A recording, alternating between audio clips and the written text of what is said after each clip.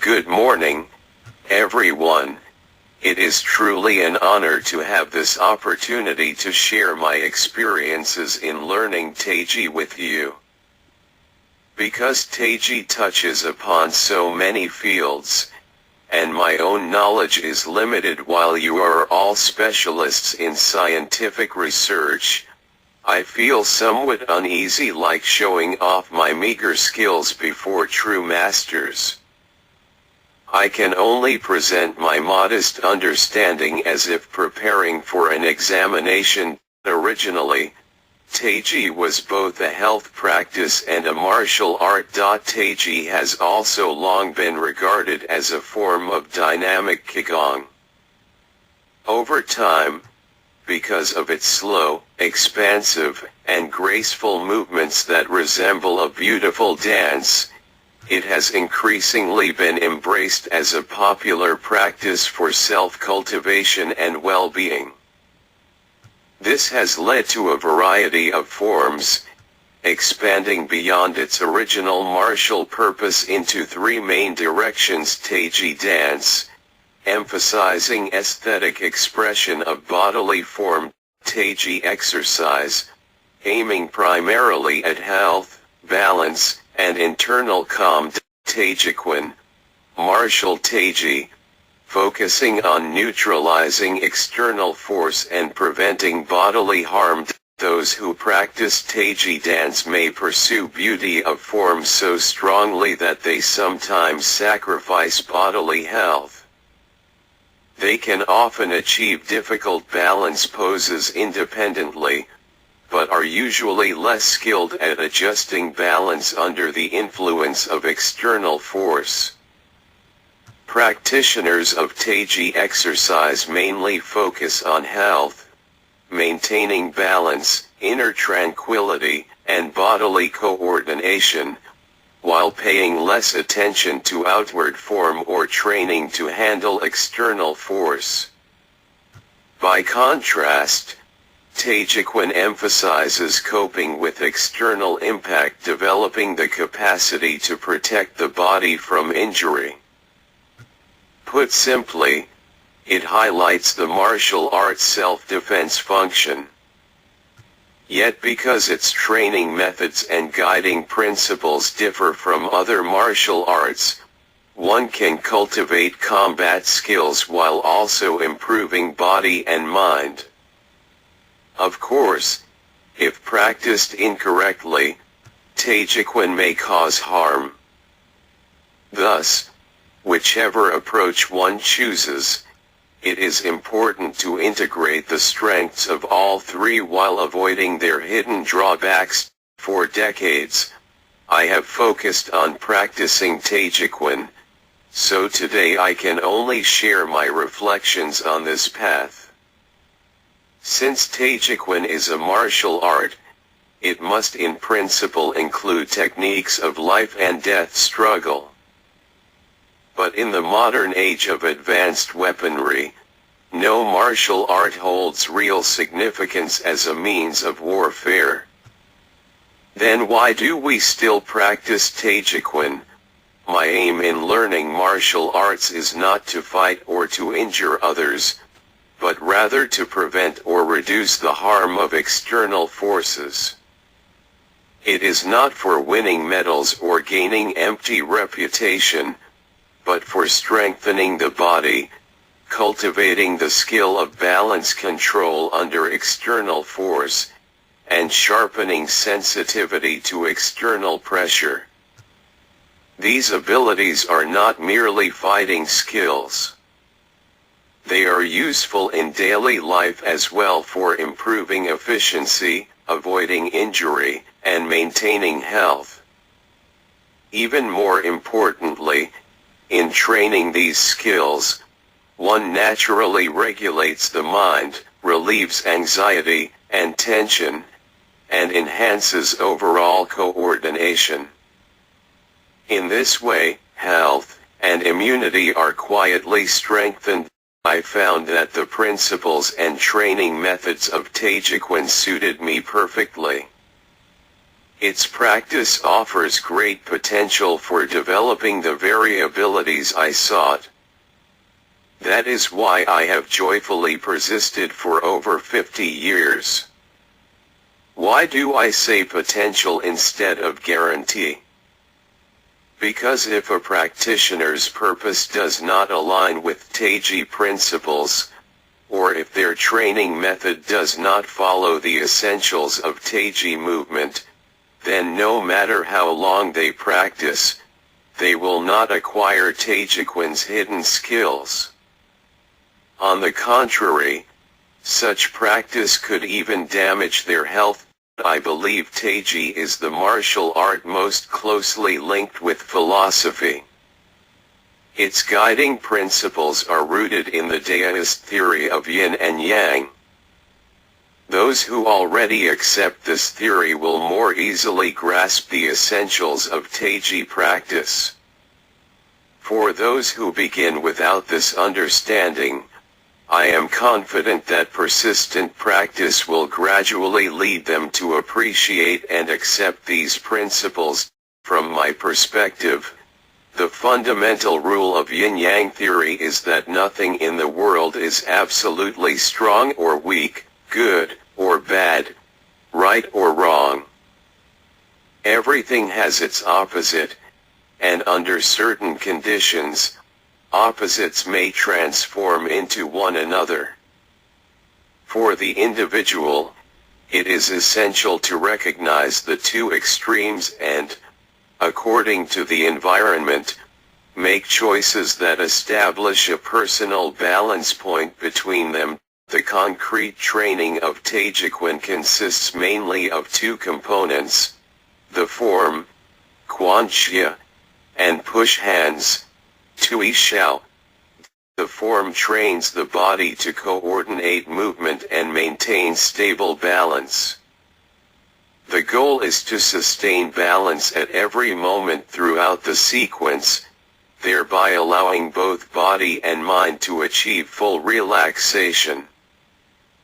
Balance here is not only physical posture but also the balance of awareness that guides movement. During practice, one should maintain a clear perception of the joints' motions, with the skeletal frame expanding outward like a balloon, yet with muscles held in the lowest possible tension.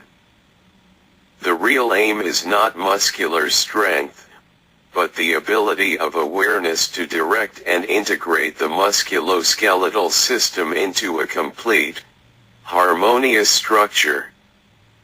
Strength will develop naturally if practice is correct. With long-term training, this way of movement becomes habitual in all activities, enabling one to dissolve external force quickly and maintain balance, prevent injury, and improve performance in any task. Push hands develops sensitivity to external force, its strength and direction.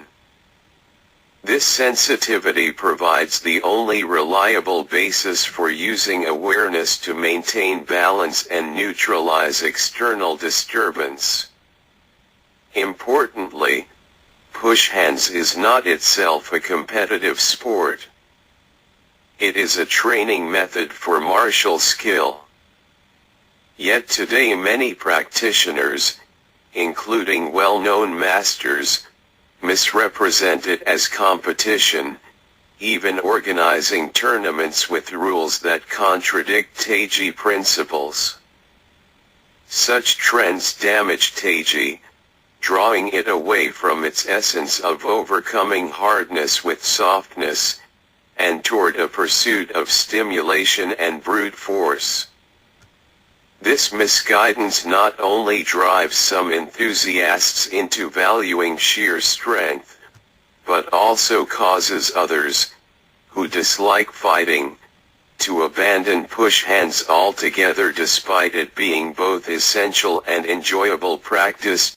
Push hands is more than skill training, it is also the test of whether one's form practice is correct, and a necessary path to understanding Taiji principles. Without push hands, practice can only be considered exercise or dance, but not martial Taiji. As a martial art, Taiji is often called the literatized boxing, because it emphasizes awareness rather than strength, seeking to reduce or avoid direct force-on-force confrontation. True push hands balances firmness and softness, but must prioritize neutralizing external force while using issuing force only secondarily. Otherwise, it ceases to be Taiji.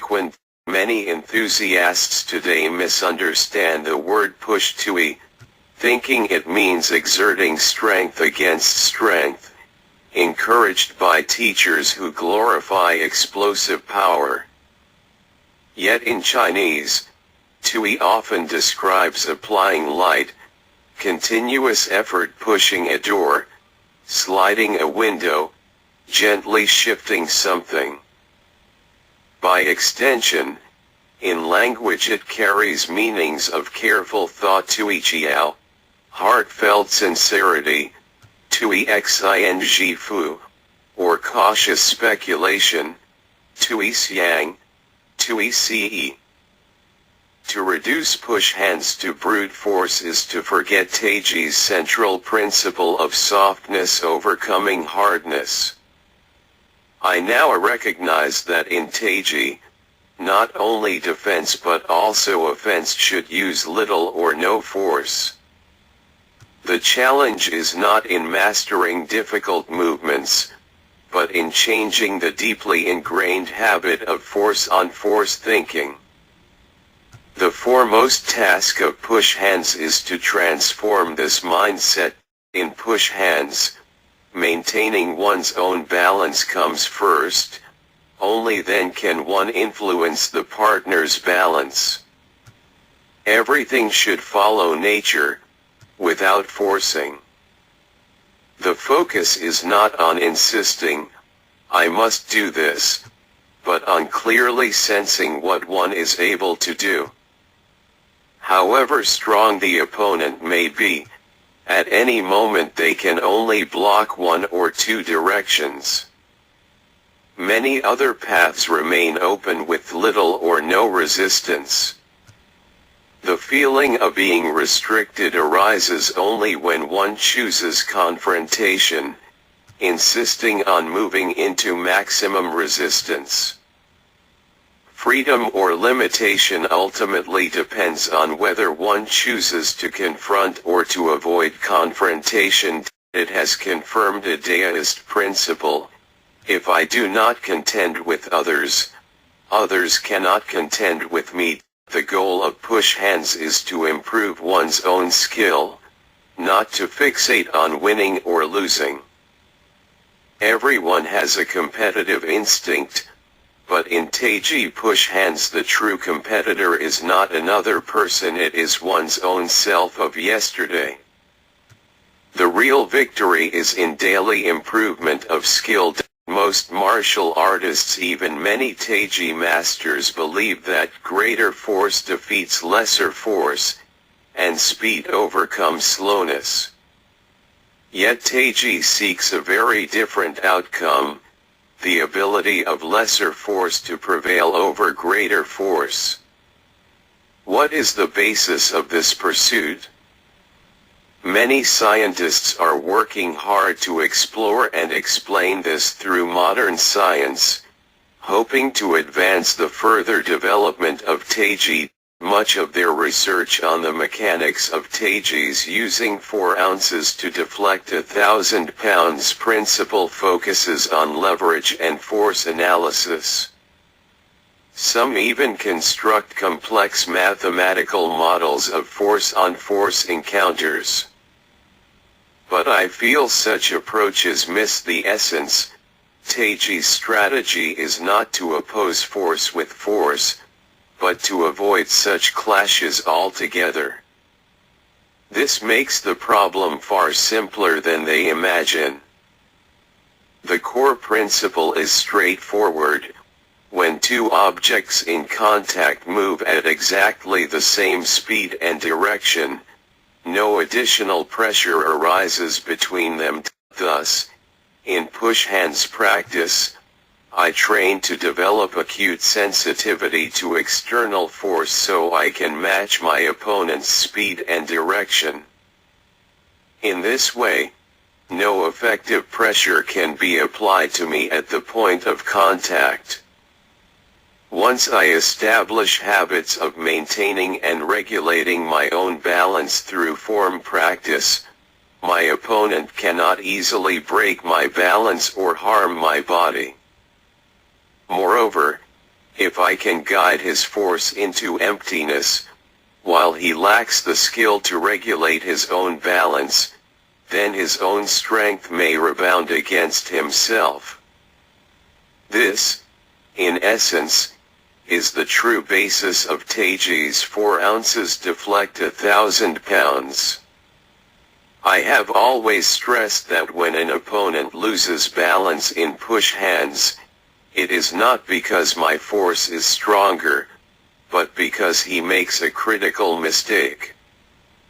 This is perfectly aligned with the deist principle: if I do not contend with others, others cannot contend with me.